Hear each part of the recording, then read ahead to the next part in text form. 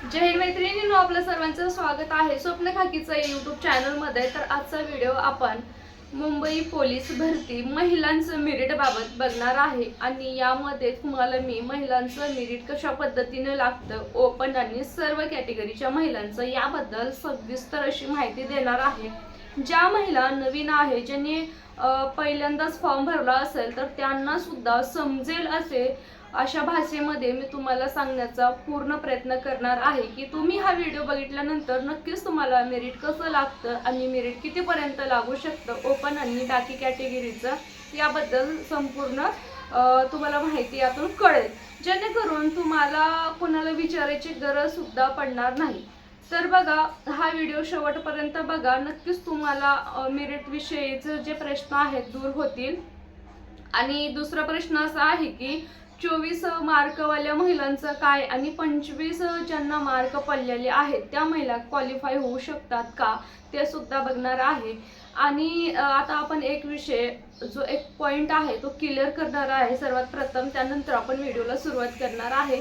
ज्या महिलांना 24 मार्क किंवा 24 मार्कापेक्षा कमी मार्क आलेले असतील, आता त्यांचे खूप कमेंट होते महिलांचे की आम्हाला 24 मार्क आलेले आहेत किंवा 24 पेक्षा कमी मार्क आहेत तर आम्ही लेखीसाठी क्वालिफाय होऊ शकतो का।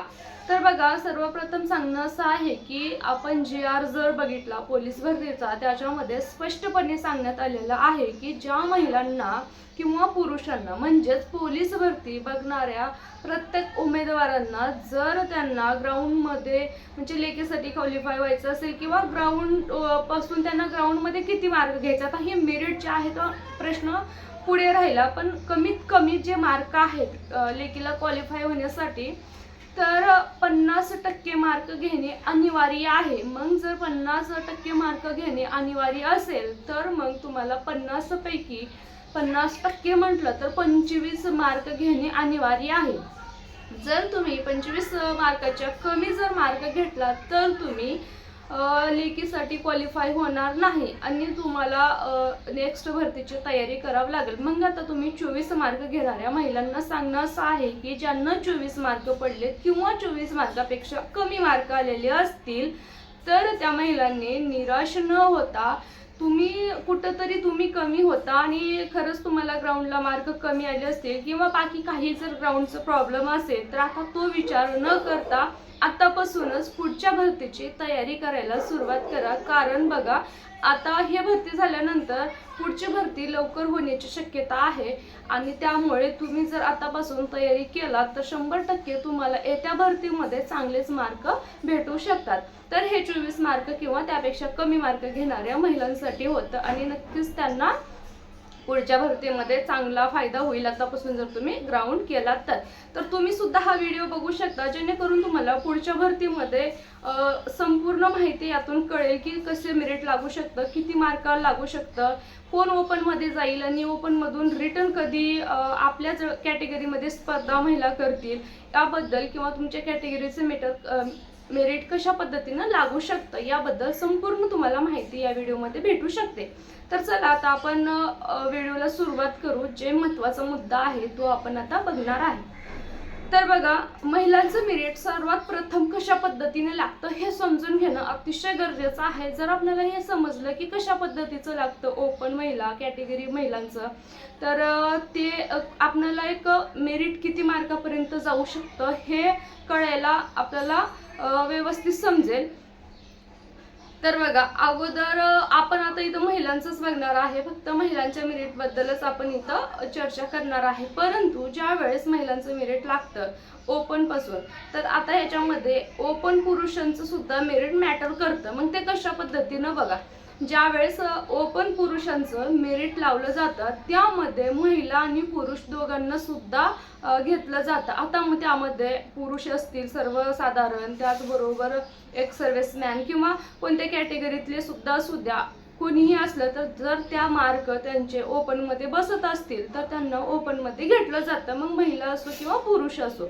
हे गोष्ट क्लिअर झाली। मग आता ज्यावेळेस ओपन पुरुषांचं मेरिट लावलं जातं त्यावेळेस सर्वात जास्त मार्क ज्यांना आहेत, म्हणजेच त्यांनी मार्क कसं आउट ऑफ मार्क किती आहेत तर 50 आहेत, तर ज्यांना 50 मार्क पडले तिथून सुरुवात होते। मग 50, 49, 48, 47 च्या मार्कापासून खाली जो आकडा येतो तर त्या आकड्यानुसार ते विद्यार्थी घेतात. मग त्या आकड्यामध्ये जर समजा एका पुरुषाला 50 मार्क जर पडलेले असतील आणि तो ओपन मध्ये मग जाणार. मग त्याचबरोबर महिलेला जर 50 मार्क असेल ती सुद्धा महिला ओपन पुरुषामध्ये स्पर्धा करणार. हे झालं ओपन पुरुषाचं. अशा पद्धतीनं घेतलं जातं. जर समजा त्यामध्ये एक आपण उदाहरण जर घेतलं तर पुरुषांचं जे मेरिट आहे तर ते अशा पद्धतीनं लागतं. मग आता समजा त्यांच्या जागा 200 असतील ओपन पुरुषाच्या, तर ओपन पुरुषाच्या 200 जागांना 1 जागांना 10 विद्यार्थी तिथं घेतलं जातं जे लेखीसाठी क्वालिफाय केलं जातं. म्हणजे जर समजा एक जागेला म्हणजे एका जागेसाठी 10 उमेदवार पाहिजे असतील तर मग 200 जागेसाठी 2000 उमेदवार लागतील. मग 200 जागेमध्ये जर 2000 उमेदवार घेतलं जाईल तर त्यामध्ये महिला पुरुष दोन्ही येतात ज्यांना त्या लेवलमध्ये मार्क येतात. मग अशा पद्धतीनं मेरिट लावलं जातं. मग समजा ओपन पुरुषांचं मेरिट हे जर आपण पकडलं तर समजा ते मेरिट जर 40 मार्कापर्यंत लागलं, पण अंदाजित धरणार आहे जे तुम्हाला समजावण्यासाठी, तर 40 मार्काला मेरिट लागलं तर ज्या महिलांना 40 मार्कापर्यंत मार्क आहे, ज्यांना 40 मार्क आहेत महिलांना, मग ती कोणत्याही कॅटेगरीतल्या असू द्या, ओपन कॅटेगरीच्या असू द्या किंवा दुसऱ्या कास्टच्या असू द्या, SC ST NT कोणत्याही असू द्या, EWS असू द्या, कोणत्याही असू द्या, ज्या महिलांना 40 मार्क किंवा 40+ मार्क पडलेले आहेत मग त्या महिला काय करणार, ओपन पुरुषामध्ये जाणार. आणि जर त्या ओपन पुरुषमध्ये गेल्या तर मग त्यांचं मेरिट मुलांसोबत लागणार आहे. मग आता काय झालं, हे मॅटर काय करत होतं, मुलांचं मेरिट, त्याच्यामध्ये मुलाच्या ओपनमध्ये मुली सुद्धा तिथं स्पर्धा करायला गेल्या. मग आता ओपनचं संपलं, आता लागणार महिला ओपनचं.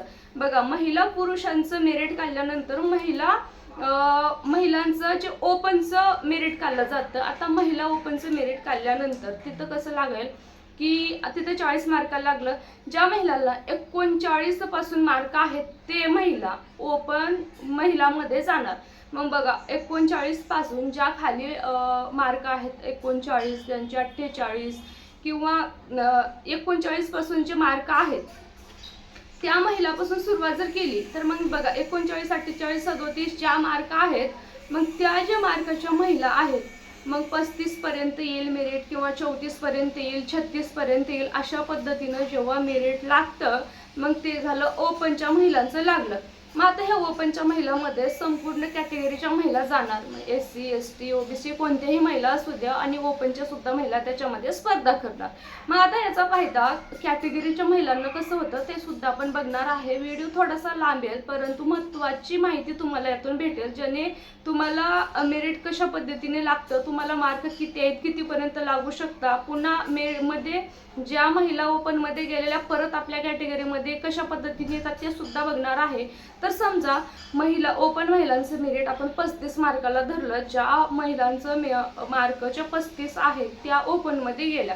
म्हणजेच आपण समजा ओपन महिलांना सुद्धा 200 जागा आहेत आणि 200 जागाला एका जागेला 10 जर आपण पकडलं, तिकडं सुद्धा 2000 महिला लागणार आहेत. मग जर महिला 2000 लागतील तर आपण त्या 2000 महिलांचा जर आकडा घेतला तर आपण 35 मार्कापर्यंतचा पकडू आणि ज्या 35 मार्काच्या महिला आहेत त्याच्या पुढच्या 2000 पर्यंत होऊन गेले असं समजू की मग त्याच्या जो खालचा आहे 34 मार्क मग आता ज्या महिलांना पडतील मग त्या आपल्या कॅटेगरीमध्ये जाणार. मग बघा, आता SC आपण एक कास्ट धरू. जर समजा SC कास्ट जी महिला आहे त्याच्यामध्ये 34 मार्कापासून पहिल्या सुरू जे मार्क घेणारी महिला आहे ती टॉप करणारी SC मधली 34 मार्काची महिला ठरणार. मग 34 पासून जो खालचा आकडा येणार तिथून मग तुमचं खाली मेरिट लागत जाणार आहे. तर बघा 34च्या महिला किती, जर तिथं 50 जागा असतील महिलांसाठी तर SC कास्टच्या 50 महिला असतील म्हणजे 50 जागा असतील आणि तिथं तुम्हाला महिला घ्यायच्या आहेत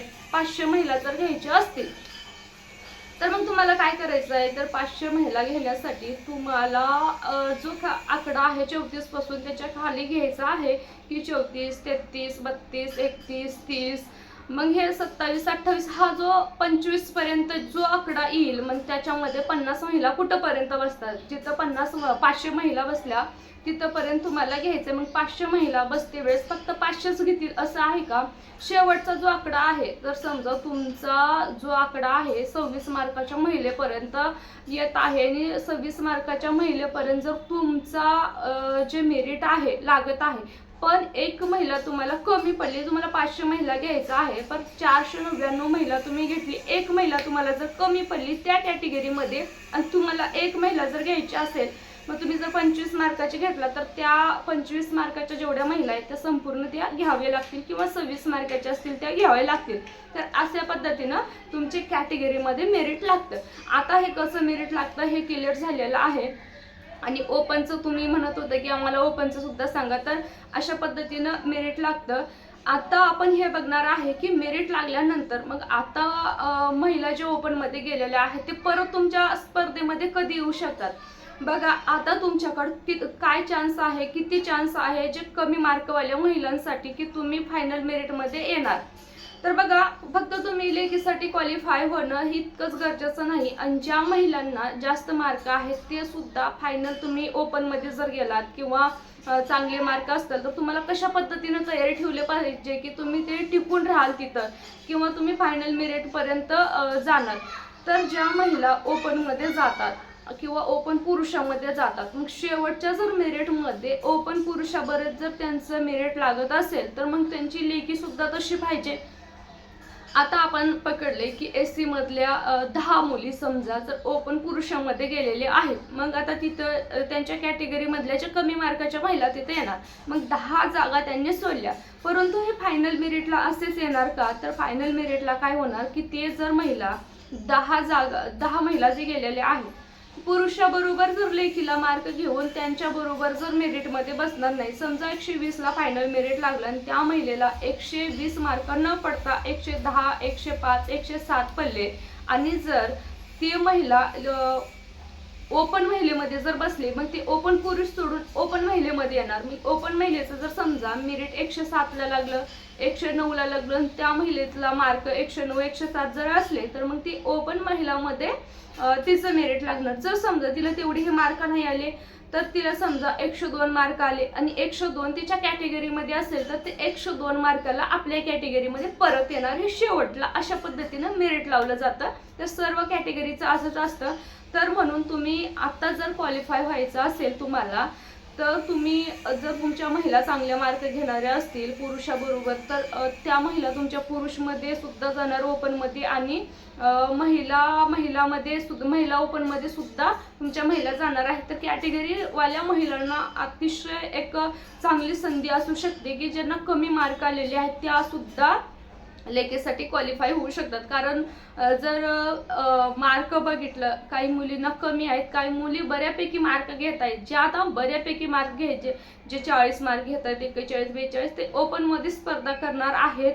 त्यासाठी आत्ता तुम्हाला त्यांची स्पर्धा नाही, परंतु शेवटी असू शकतं. पण आत्ता तुम्हाला गरज आहे तुम्हाला लेखीसाठी क्वालिफाय होण्यासाठी, आणि ती जर तुम्हाला संधी जर भेटली तर मग तुम्हाला काय करायचं आहे की त्या संधीचं सोनं नक्की करायचं. म्हणजेच तुम्हाला 10 मार्कांनी का होणार त्यांची, आता जर त्यांनी तुम्हाला 10-15 मार्कांनी लीड देत असतील व 25 तुम्ही आहे, त्यांनी 40 आहे, तर तुम्हाला लेखीमध्ये सुद्धा चांगला स्कोअर घ्यायला पाहिजे. 75-80चा स्कोअर जर तुम्ही ठेवला जे 25 मार्काला महिला आहे तर 100% लागू शकते. आणि जर तुम्ही 40 वाल्या महिला असतात किंवा 35 वाल्या जे महिला असतात, ज्या महिलांना 35 मार्क पडलेले आहेत, तर बघा तुम्ही 70-75चा स्कोअर ठेवा, म्हणजे एकदम सेफ राहणार आहे. तर ज्या आता महिला आहेत ज्यांना वाटते की तुम्हाला किती तुम्ही ओपनमध्ये जाऊ शकता का किंवा ओपनच्या महिला आहेत का, मेरिट कशा पद्धतीचं लागतं, तर अशा पद्धतीचं मेरिट लावलं जातं. तुम्हाला एकदम समजेल अशा पद्धतीत मी सांगण्याचा प्रयत्न केलेला आहे. आता एक मेरिट संपूर्ण कास्ट वाईज कसं लागतं हे एक आकडा आपण त्या आकड्यावर मेरिट करणार आहे की SCचं मेरिट किती लागू शकतं, STचं किती लागू शकतं, ओपनचं किती लागू शकतं. त्याबद्दल एक व्हिडिओ टाकलेला आहे, परंतु तो व्हिडिओ तेव्हा टाकलेला होता ज्यावेळेस मुंबई पोलीसमध्ये जागा वाढलेल्या नव्हत्या. आता जागा वाढलेल्या आहेत, तर त्या व्हिडिओमध्ये आपण ह्या जागा वाढलेल्या आहेत तर या जागेवर आधारित आपण मेरिट चा जो व्हिडिओ आहे दुसरा तयार करणार आहे, त्याबद्दल लवकरच तुम्हाला व्हिडिओ भेटेल. नक्कीच कमेंट करून सांगा तुम्हाला मेरिटवरती व्हिडिओ हवा आहे का. तर व्यवस्थित आपण त्याचं विश्लेषण करून व्हिडिओ तयार करणार आहे की तुमचं मेरिट अंदाजित कुठंपर्यंत जाऊ शकतं. पण त्या अगोदर सांगणं असं आहे की ज्या महिलांना 25+ मार्क आहेत, 25 मार्क आहेत, त्यांनी तयारीत राहा. मेरिट कमी येण्याचे चान्सेस खूप आहेत. तर ऑल द बेस्ट सर्वांना. भेटूया नेक्स्ट व्हिडिओमध्ये. जय हिंद, जय महाराष्ट्र.